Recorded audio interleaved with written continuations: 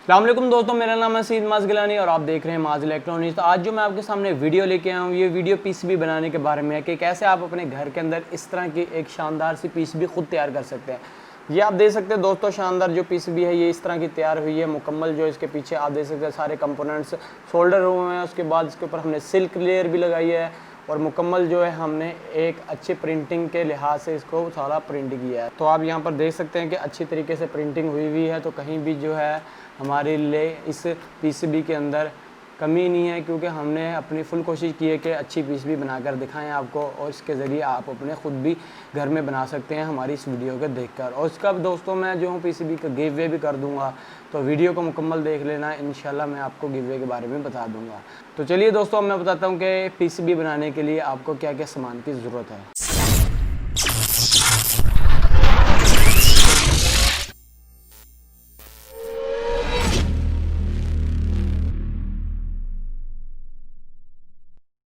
तो लीजिए जी, पीसीबी बनाने के लिए हमें क्या क्या ज़रूरत सामान की ज़रूरत। सबसे पहले हमें केमिकल की ज़रूरत है। शापर के अंदर आप देख सकते हैं जो टोटल जो है केमिकल, तो ये पाउडर में है जी केमिकल।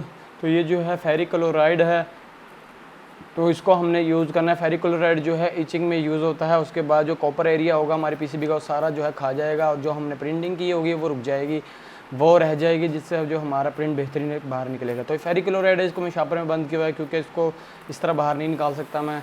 उसके बाद जो है दोस्तों हमें चाहिए होगी कॉपर क्लेट शीट। ये आप देख सकते हैं ये मुकम्मल जो है कॉपर की है। ऊपर से बैक साइड पे देख सकते हैं आप, इसे ये पीसीबी है, तो ये मुकम्मल जो है इसी से ही पीसीबी तैयार होगी। तो ये हमें चाहिए होगी, जितनी आपने पीसीबी बनानी है उतना हम काट लेंगे।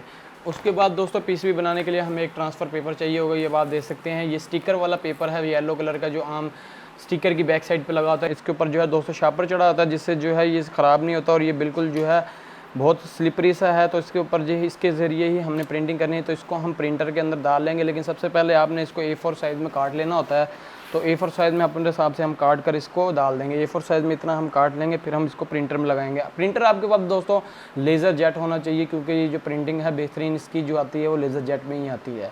तो ये 3 चीज़ें मेन थी इसके बनाने के लिए। बाकी आपका जो सॉफ्टवेयर है, सॉफ्टवेयर के अंदर पीसीबी बनानी है, तो मैं आज ले चलता हूँ आपको सॉफ्टवेयर की तरफ, और उसके अंदर पहले पीसीबी बनाएंगे, पीसीबी का सर्किट डिज़ाइन करेंगे, उसके बाद फिर हम पीसीबी बनाना शुरू करेंगे। तो लीजिए दोस्तों, बात देख रहे हैं कि मैं अपना जो है मुकम्मल सर्किट डिज़ाइन कर रहा हूँ इजी EDS सॉफ्टवेयर में, जो कि एक ऑनलाइन सॉफ्टवेयर है। तो वहाँ आप चाहें तो अपने हिसाब से सर्किट डिज़ाइन कर सकते हैं। बाकी इसके अलावा भी और बहुत से सॉफ्टवेयर हैं जिसके ऊपर आप डिज़ाइन कर सकते हैं पीसीबी का मुकम्मल सर्किट। तो अब आप देख सकते हैं मैं इसके अंदर जो हूँ मुकम्मल डिज़ाइनिंग कर रहा हूँ। उसके बाद जो है हमने इसको पीसीबी में कन्वर्ट करना है। तो सबसे पहले वेट कर लेते हैं कि जब तक हमारा सर्किट रेडी नहीं होता।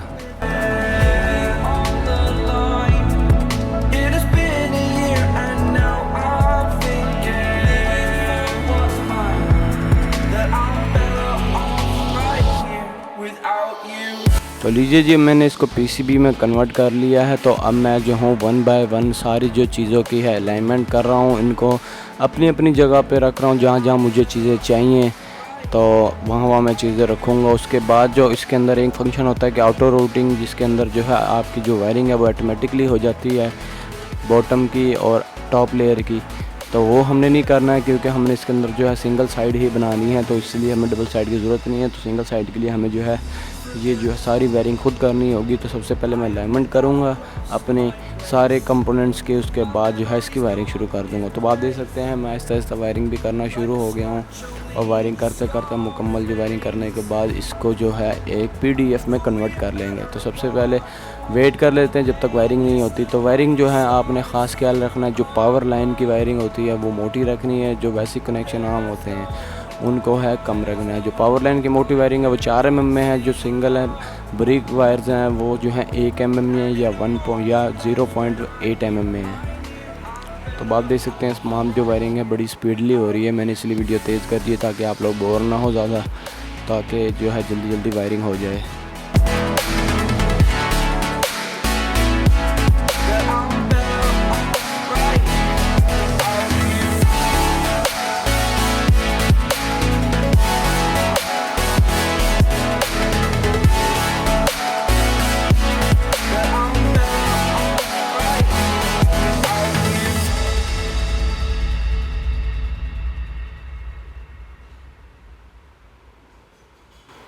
तो लीजिए वायरिंग हो चुकी है। उसके बाद एक्सपोर्ट पे जाकर PDF पे कन्वर्ट करना है। तो ये आ चुका है जी PDF के बाद सिर्फ टॉप लेयर को सिर्फ ओके रखना है, बाकी सारी जो है बंद कर देनी है। उसके बाद PDF में कन्वर्ट हो जाएगा।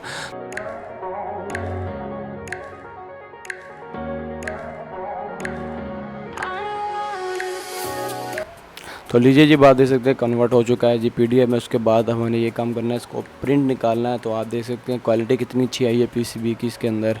तो यही क्वालिटी हमें अपने प्रिंट पे भी चाहिए। तो उसके बाद आप देख सकते हैं मैं टूनर ट्रांसफ़र पेपर को जो A4 साइज़ में काट रहा हूँ।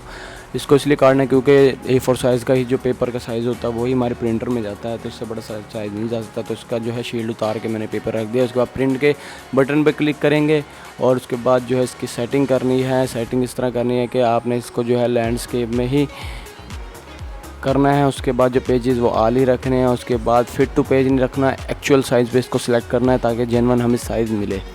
तो उसके बाद दोस्तों हमने प्रिंट के बटन पर क्लिक करना है। तो प्रिंट में हमारा जो प्रिंटर है वो पेपर ले लेगा। उसके बाद जो है प्रिंट जिस तरह का हमारा PCB थी उसका प्रिंट हमारे टूनर ट्रांसफ़र पेपर पे सेम आ जाएगा। आप देख सकते हैं कितनी अच्छी क्वालिटी आई है, जिस तरह का हमारा प्रिंट था वैसे ही निकल कर आया है हमारे पेज पर। तो इसके बाद दोस्तों हमने प्रिंट के हिसाब से अपनी PCB को काट लेना है। तो PCB को मैं काट लेता हूँ जितना हमें चाहिए। तो ये PCB आ चुकी है कट कर। उसके बाद जो है PCB को एक लोहे की जो कुच्ची होती है जिसे हम बर्तन वगैरह साफ़ करते हैं उससे हमने जो है अच्छी तरह साफ़ कर लेनी है, ताकि जो है हम इसके ऊपर कोई भी गंद ना रहे, इसके ऊपर कोई भी रेज़न या कोई चिकनी चीज़ ना रहे, साफ़ हो जाए PCB। उसके बाद दोस्तों साफ़ करने के बाद हमने इसके ऊपर अपना जो है प्रिंट इसके ऊपर पेस्ट करना है। तो इसको हम जो है पेपर को अच्छी तरह इसके ऊपर बेंड कर देंगे। ताकि उसके बाद बेंड करने के बाद जो है सारा जो पेपर है हमारा अच्छी तरह प्रिंट वाला हिस्सा अपनी PCB पे आ जाएगा। उसके बाद इस्त्री को जो है अच्छी तरह गर्म करके अच्छी तरह इसको फेरना है कि कहीं से भी कोई प्रिंट रह ना जाए, क्योंकि अगर कहीं भी प्रिंट रह गया तो PCB क्वालिटी अच्छी नहीं आएगी। कुछ देर लग जाए लेकिन फिर भी आपने अच्छी तरह प्रिंट करना है इसको इस्त्री के ज़रिए। तो इसलिए इसको प्रिंट करने के बाद अब आपने ये काम करना है कि अच्छी तरह पानी से इसको धो लेना है, क्योंकि गर्म बहुत हो जाती है PCB। तो धोने के बाद आराम से अपने इस पेपर को उतार लेना है। पेपर को आराम से उतारना, ज़्यादा जल्दबाजी नहीं करने वरना प्रिंट ख़राब हो जाएगा। तो आप देख सकते हैं आराम से मैंने इसको पेपर को उतार लिया है। और उसके बाद प्रिंट की क्वालिटी देख सकते हैं, प्रिंट कितना VIP और कितनी अच्छी क्वालिटी में आया है, कहीं भी कोई फ़र्क नहीं है। बस इसमें ये मसला आता है कि कुछ मार्क्स जो हैं ख़राब हो जाते हैं, तो उसको आपने जो है मार्कर के ज़रिए सेट कर लेना है, ब्लैक मार्कर के ज़रिए। जो कुछ भी ट्रेसेस या ख़राब हों, तो कुछ ख़राब हुए हैं हमारे, तो प्रिंट के मसला भी हो सकता है। तो उसके बाद दोस्तों हमने जो है गर्म पानी लेना है उतना जितना हमें PCB डुबानी है। उसके बाद फेरिक क्लोराइड को 1 चम्मच जो होता है खाने का उतना हमने डाल देना है पानी के अंदर। उसके बाद अच्छी तरह घोल लेना है। उसके बाद जो हमने PCB रख देनी है इसके अंदर। PCB जो रखनी है उसका मुँह जो है दोस्तों ऊपर आसमान की तरफ होना चाहिए। ये बात देख सकते हैं PCB का जो मुँह है मैंने उसको आसमान की तरफ रख दिया। उसके बाद PCB के लिए वेट करेंगे 10-15 मिनट। तो लीजिए जी दोस्तों आप देख सकते हैं जी हमारी PCB रेडी हो चुकी है। उसके बाद अच्छी तरह धो लेना है इसको, तो कहीं भी फेरिक क्लोराइड का कोई नुकसान ना हो जाए। उसके बाद जो है हमने PCB को अपने पेट्रोल से अच्छी तरह साफ़ कर लेना, ताकि इसका जो ब्लैक पेंट है या ब्लैक जो प्रिंटिंग है वो सारी उतर जाए। तो पेट्रोल से अच्छी तरह साफ़ करने के बाद बात देख सकते हैं कि इतनी अच्छी प्रिंटिंग आई है। तो ये बात देख सकते हैं कि प्रिंटिंग हूबहू ऐसे ही है जैसे हमने प्रिंट दिया था। तो इसके बाद दोस्तों अब हमारा ये काम है कि हमने इसके अंदर होल्स वगैरह करने हैं, क्योंकि होल्स का आप सुराख देख सकते हैं प्रिंट के ऊपर हुए हुए हैं। तो उस पर सुराख के ज़रिए आप उसके ऊपर होल्स करेंगे, जितना बड़ा होल होगा उतना ही आपने इसके ऊपर सुराख करना। तो उसके बाद दोस्तों हमने सिल्क लेयर चढ़ानी है इसके ऊपर, जिसमें पता चल जाएगा कहाँ का कंपोनेंट। सिल्क लेयर को भी मैंने प्रिंट किया हुआ है टोनर ट्रांसफ़र पेपर पे। तो इसको मैं प्रिंट कर लेता हूँ इस्त्री के ज़रिए अपने PCB के ऊपर। तो इस तरह जैसे हमने इस्त्री की थी प्रिंटिंग PCB के लिए, तो इस तरह ही प्रिंटिंग के लिए हमें इस्त्री करनी है अपने टोनर ट्रांसफ़र पर। तो जैसे भी मैं इस्त्री करता हूँ तो फ़ौरन जो है हमारा जो है दोस्तों सिल्क लेयर जो है प्रिंट हो जाती है हमारी PCB के ऊपर। तो जैसे प्रिंट होती है आप देख सकते हैं बड़ी शानदार लगती है। और उसके बाद में ये भी पता चल जाता है कि कहाँ कहाँ हमारे कंपोनेंट्स लगे हुए हैं, कहाँ कहाँ हमने कंपोनेंट्स लगाने हैं। तो उसका बहुत फ़ायदा है। सिल्क लेयर आप खुद भी लगा सकते हैं। उसके बाद जो है पहले मैं बड़े वर्मे से सुराख करूँगा मोटे होल जो हैं। उसके बाद जो है दोस्तों ब्रीक वर्मे से ड्रिल बिट से जो है मैं सुराख करूँगा सारे होल जो ब्रीक जितने भी सुराख है ट्रांसटर वगैरह के। उसके बाद दोस्तों अब हमने जो है टर्मिनल ब्लॉक लगाने हैं।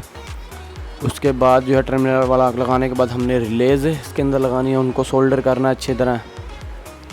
रिलेज़ लगाने के बाद दोस्तों हमने जो है इसके ऊपर जो है डायोड्स वगैरह लगाने हैं, ट्रांसिस्टर लगाने हैं, एलईडीज़ लगानी है। तो अभी जो मैं हूँ रेजिस्टेंस से लगा रहा हूँ। रेजिस्टेंस सारी जो है 1K में इस्तेमाल हो रही है दोस्तों। इसकी जो सर्किट डायग्राम है आपको डिस्क्रिप्शन में मिल जाएगी इस मुकम्मल पीसीबी की, आप चाहें तो ख़ुद भी बना सकते हैं। उसके बाद मैं अब ट्रांसिस्टर लगा रहा हूँ जो कि BC237 है।